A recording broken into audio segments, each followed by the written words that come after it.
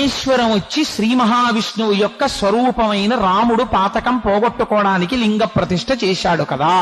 కాబట్టి రాముని యొక్క ఈశ్వరుడు శివుడు. కాబట్టి ఇది షష్ఠీ తత్పురుష సమాసము, రామేశ్వరము. కాబట్టి రాముడి కన్నా గొప్పవాడు శివుడు అన్నారు. అంటే కొంతమంది అన్నారు, కాదయ్యా, ఆయన మనుష్యుడిగా ఎలా ప్రవర్తించాలో చూపించడానికి వచ్చాడు రామచంద్రమూర్తిగా. అందుకని శివారాధన ఎంత గొప్పదో, ఎలా పాపం పోగొట్టుకోవాలో చూపించాడు. కానీ పరమశివుడు కూడా రామనామం చేస్తుంటాడు.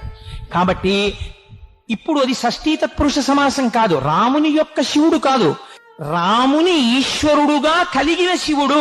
కాబట్టి కలది కలవాడు వచ్చింది కాబట్టి బహువ్రీహి సమాసం. రాముడే ఈ శివుడికి ఈశ్వరుడు అని వాళ్ళు అన్నారు. రాముడికి శివుడు ఈశ్వరుడా, శివుడికి రాముడు ఈశ్వరుడా, రెండు వర్గాలయ్యి. ఇప్పుడు ఎవరు చెప్పాలి ఈ తీర్పు? అందరూ కలిసి ఎందుకు ఈ కొట్టుకోవడం, ఆయన్ని అడిగేస్తే గొడవ